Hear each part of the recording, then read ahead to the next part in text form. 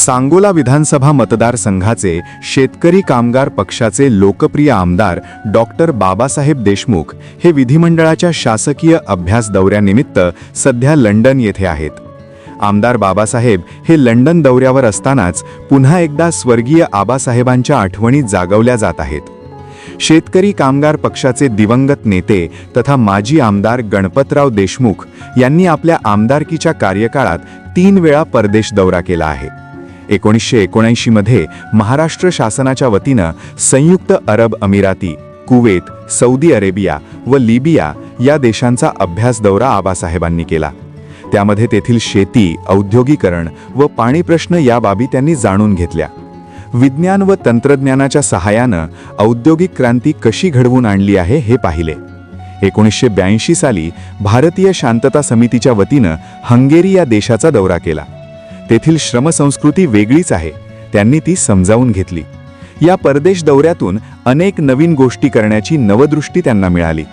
मुळात आबासाहेब महात्मा गांधींच्या अहिंसा विचारांचे असल्याने देशात आणि सबंध जगात शांतता नांदली पाहिजे, प्रत्येक माणूस सन्मानाने माणूस म्हणून जगला पाहिजे याची शिकवण त्यांनी आपल्या अनेक कार्यकर्त्यांना दिली.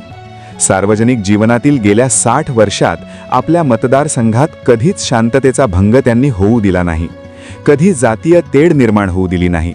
एखाद्या लहान जातसमूहांवर अन्याय होणार नाही याची पुरेपूर ते दक्षता घेत असत. प्रत्येकाच्या टोपल्यातली भाकरी त्यांनी सुखरूप ठेवली. त्यातून सांगोल्याचे नाव सर्वदूर पोहोचलं आहे. बाहेरील व शेजारचे मतदारसंघ व तालुके पाहिले तर सांगोला तालुक्यासारखे खरे लोकशाही स्फुरक चित्र तिथं म्हणावं तितकं दिसत नाही. स्वर्गीय आबासाहेबांनी 2008 मध्ये महाराष्ट्र विधानमंडळाच्या वतीनं चीन, हाँगकाँग व व्हिएतनाम या देशांचा अभ्यास दौरा केला.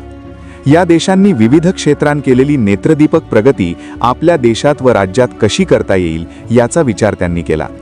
अनुभव हाच खरा जीवनाचा शिक्षक आहे असं म्हटलं जातं. ते अगदी बरोबर आहे. कोणतीही गोष्ट पाहिली की त्यावर मनुष्य प्राणी विचार करतो. कमी पाण्यावर पिके काढणारे देशही बलवान आहेत. आपल्या तर काही प्रदेशात प्रमाणापेक्षा अधिक पाऊस पडूनही पाण्याचं नियोजन नाही.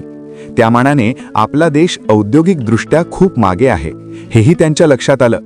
शेतीमालांवर प्रक्रिया करण्याची भारतीय पद्धत व परदेशी पद्धत यात तफावत आहे.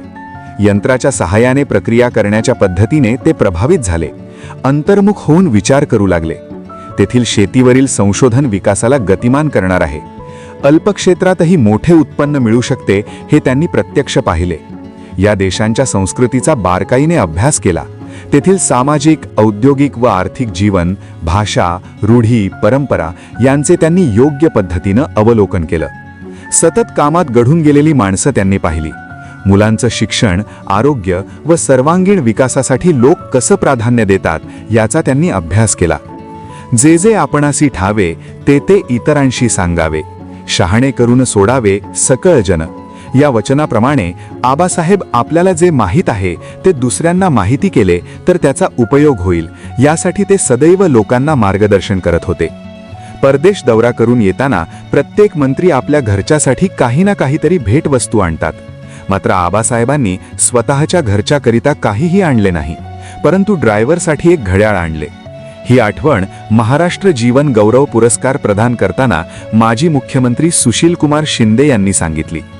आबासाहेबांनी शासकीय खर्चाने प्रवास करताना विशेषतः खर्चाच्या प्रमाणात काटकसर करून खर्चाचे प्रमाण अत्यंत कमी केले. परदेश दौरा करताना आपण तेथून काहीतरी आत्मसात करून त्याप्रमाणे वाटचाल करावी हा हेतू ठेवून अभ्यास दौरा आबासाहेबांनी केला. आमदार बाबासाहेब देशमुख यांची स्थानिक स्वराज्य संस्थांचा कारभार अधिक सक्षम करण्यासाठी लंडन येथे आयोजित राज्यस्तरीय अभ्यास दौऱ्यासाठी निवड करण्यात आली आहे. राज्यातील मोजक्या आमदारांमध्ये स्थान मिळवून त्यांनी आपल्या कार्यक्षमतेची चुणूक पुन्हा एकदा दाखवून दिली आहे. या दौऱ्यातील अनुभवाचा उपयोग सांगोल्याच्या प्रगतीसाठी नक्कीच होईल असा विश्वास व्यक्त केला जातोय. त्यांच्या या दौऱ्यानिमित्त स्वर्गीय आबासाहेबांनी केलेल्या परदेश दौऱ्याची पुन्हा आठवण जागी झाली आहे.